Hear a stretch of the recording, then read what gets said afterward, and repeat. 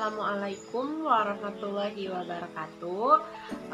Kali ini balik lagi sama aku, Kisti Nur Ramadhanti. Hari ini aku bakalan ngebahas tentang unsur-unsur iklim dan cuaca, dan yang selanjutnya membahas tentang alat-alat apa saja yang akan digunakan ketika praktikum meteorologi dan klimatologi. Daripada kita lama-lama, langsung saja ke videonya. Unsur-unsur cuaca dan iklim. Pengertian dari cuaca adalah keadaan udara yang terjadi di suatu tempat yang relatif sempit dengan waktu yang relatif singkat. Sedangkan pengertian dari iklim adalah pola cuaca rata-rata yang terjadi untuk waktu yang relatif lebih lama, sekitar kurang lebih 30 tahun, dan mencakup wilayah yang luas. Dari pengertian tersebut, kita dapat melihat perbedaan antara cuaca dan iklim itu terletak pada rentang waktu dan cakupan wilayahnya.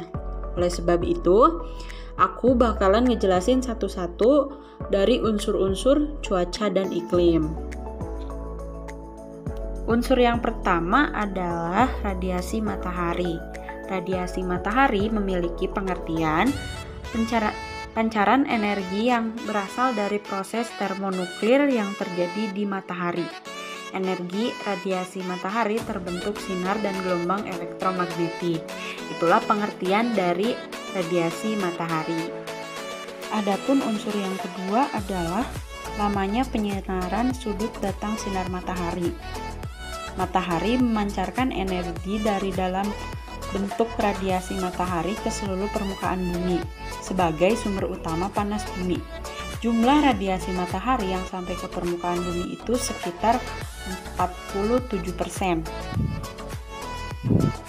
Nah, dari sisanya akan diserap dan akan juga dipantulkan oleh partikel-partikel yang ada di udara seperti debu, uap air, dan awan.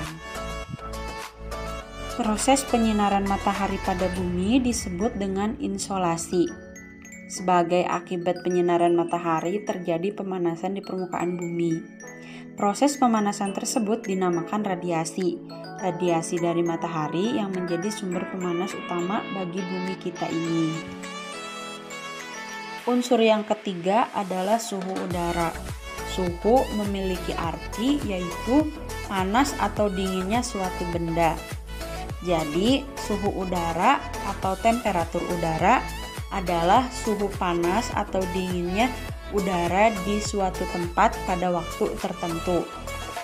Suatu kawasan akan memiliki perbedaan suhu dengan kawasan lain karena adanya perbedaan tingkat pemanasan matahari di permukaan buminya. Sebagian panas yang sampai ke permukaan bumi akan diserap dan sebagiannya akan juga dipantulkan. Pantulan sinar matahari tersebut akan sangat mempengaruhi suhu di kawasan tersebut.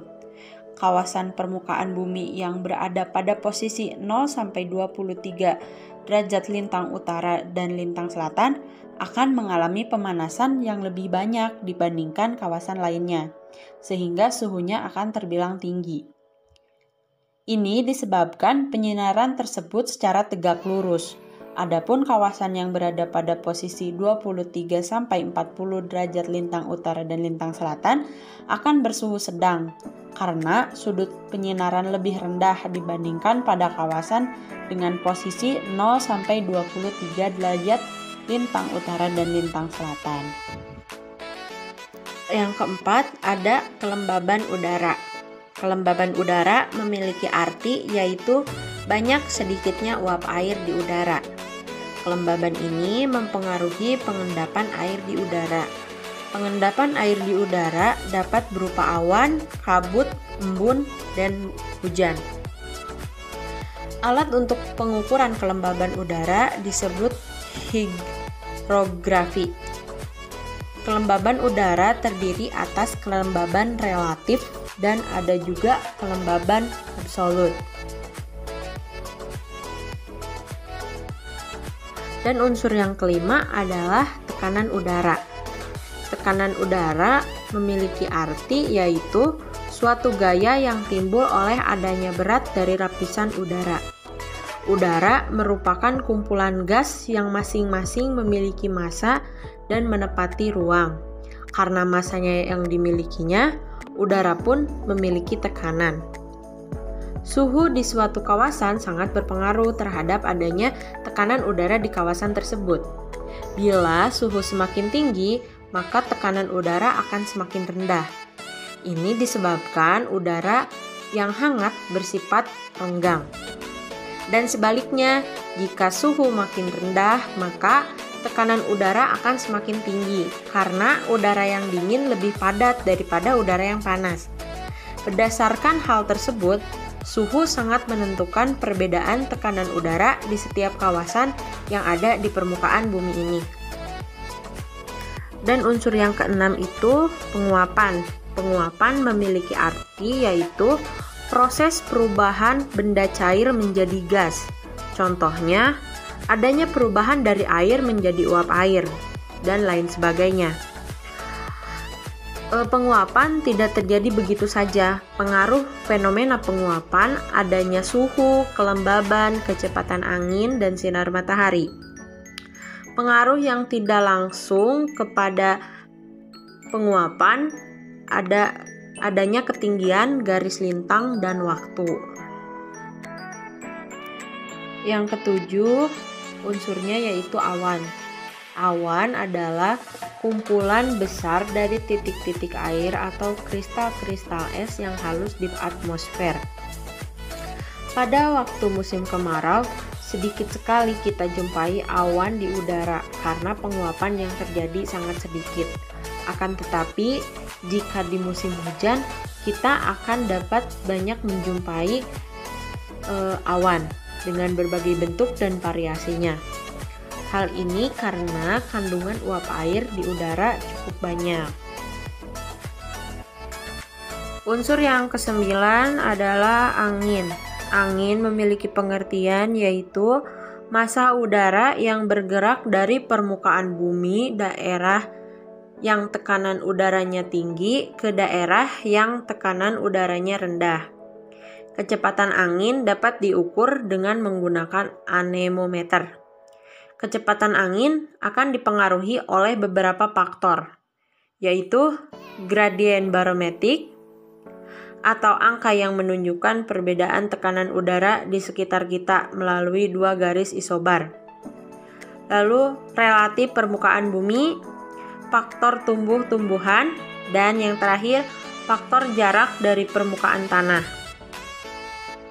Secara umum, angin dibedakan menjadi 3, yaitu angin tetap, angin periodik musiman, dan angin periodik harian. Unsur cuaca dan iklim yang terakhir yaitu presipitasi.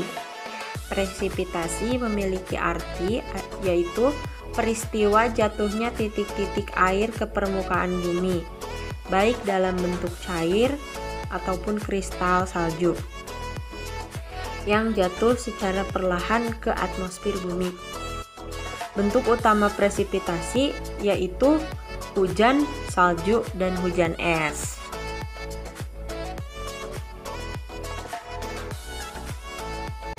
Nah, jadi pembahasan selanjutnya yaitu alat-alat meteorologi. Dan aku di sini bakalan ngejelasin beberapa alat yang digunakan dalam praktik meteorologi. Alat yang pertama, penakar hujan observatorium atau juga disebut dengan OBS. Penakar hujan observatorium merupakan penakar hujan no recording atau tidak dapat mencatat sendiri. Penakar hujan OBS ini berfungsi untuk mengukur jumlah curah hujan yang jatuh pada permukaan tanah dalam periode waktu 24 jam. Jumlah curah hujan yang terukur dinyatakan dalam satuan milimeter.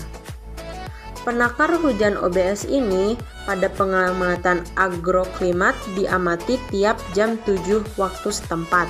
Sedangkan untuk pengamatan sinoptik diamati setiap jam. Pencatatan data curah hujan hasil pengukurannya akan dinyatakan dalam bilangan bulat. Apabila tidak ada hujan sama sekali, maka strip. Bila hujan yang terukur kurang dari 0,5 mm akan ditulis 0. Jika lebih dari 0,5 akan ditulis 1. Adapun cara kerja alat tersebut adalah saat hujan, air hujan yang tercurah masuk ke dalam corong penakar. Air yang masuk dalam penakar dialirkan dan terkumpul dalam tabung penampung. Pada jam-jam pengamatan air hujan yang tertampung diukur dengan menggunakan gelas ukur. Apabila jumlah curah hujan yang tertampung jumlahnya melebihi kapasitas ukur gelas ukur, maka pengukuran dilakukan beberapa kali hingga air hujan yang tertampung dapat diukur semuanya. Yang kedua adalah penakar hujan otomatis tipe Hellman. Penakar hujan otomatis tipe Hellman merupakan penakar hujan recording atau dapat mencatat sendiri.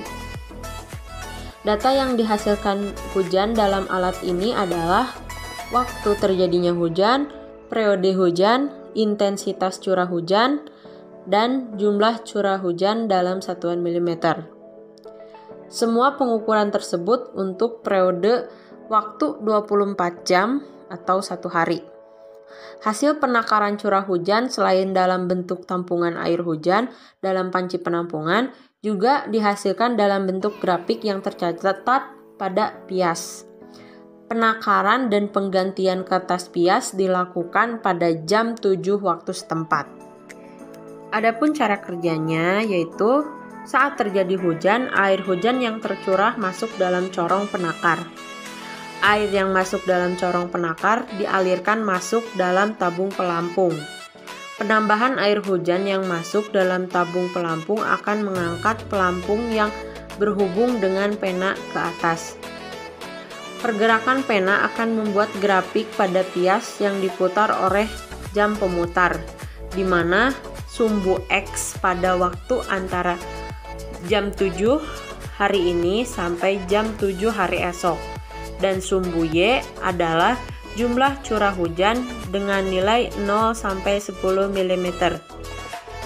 Setelah mencapai nilai 10 mm pada pias, air yang tertampung dalam tabung pelampung dikeluarkan melalui pipa siphon dan pena turun hingga nilai 0 pada pias. Pergerakan naik turun pena akan terus berlangsung sampai hujan berhenti.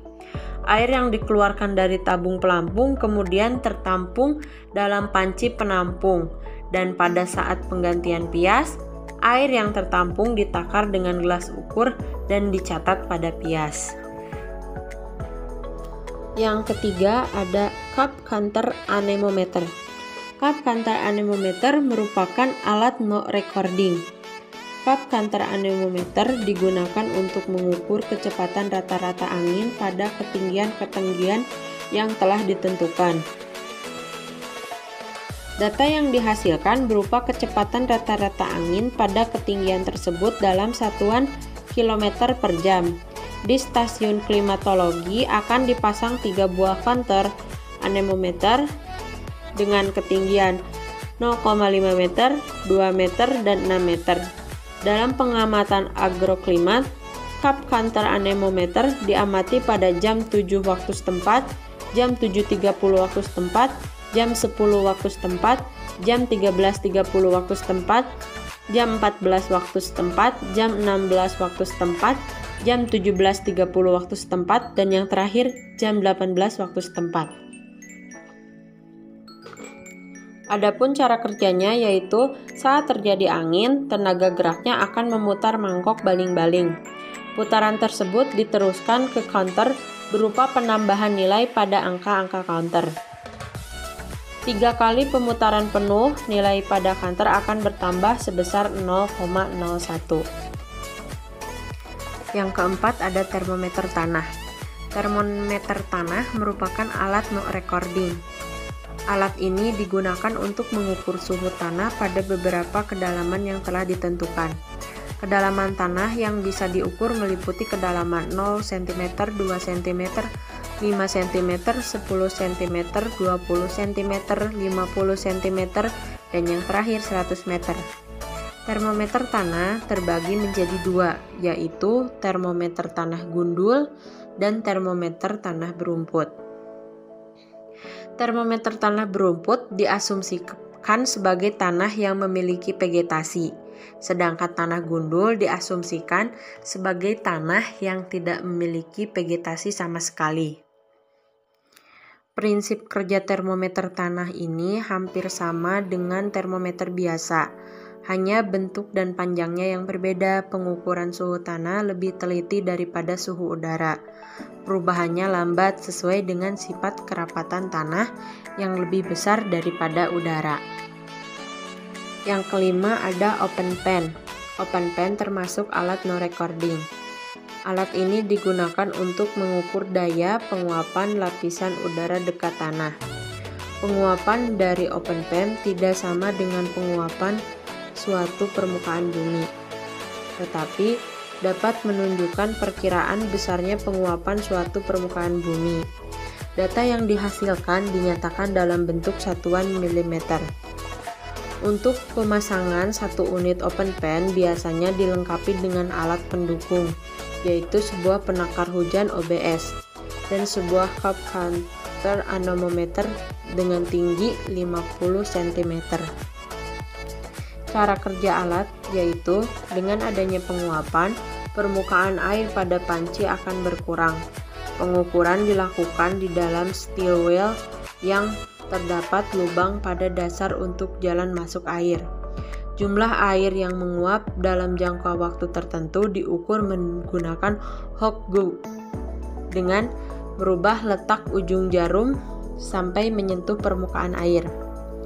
Pengamatan dilakukan dengan mencatat hasil pengukuran perubahan tinggi air pada panci penguapan, pencatatan kecepatan angin rata-rata dari cup counter anemometer, serta pencatatan jumlah curah hujan dari penakar hujan OBS yang terpasang.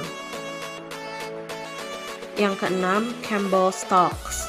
Campbell Stokes merupakan alat recording, di mana hasil pengukuran dicatat dalam pias yang berupa jejak pembakaran oleh pemfokusan sinar matahari. Campbell Stokes digunakan untuk mengukur lama matahari bersinar. Data yang dihasilkan dinyatakan dalam satuan jam atau persen. Pada pengamatan agroklimat, penggantian pias dilakukan pada jam 18 waktu setempat. Pemasangan pias pada jam 18 waktu setempat dengan asumsi bahwa pias dipasang sebelum matahari bersinar dan diangkat setelah matahari terbenam. Cara kerja alat yaitu saat matahari bersinar cerah, sinar matahari yang jatuh pada bola kaca akan difokuskan dan jatuh ke dalam kertas pias. Pemfokusan itu akan membakar kertas pias. Pergerakan matahari dari timur ke barat akan menggeser pembakaran pada kertas pias. Saat pengamatan pada jam 18 waktu setempat, pias diangkat dan diganti, kemudian dibaca jejak pembakarannya dengan menggunakan papan skala untuk memperoleh data lama matahari bersinar. Dan alat yang terakhir yang aku jelasin yaitu Gun Bellany. Gun Bellany merupakan alat no recording. Alat ini digunakan untuk mengukur jumlah radiasi harian matahari yang jatuh ke permukaan bumi.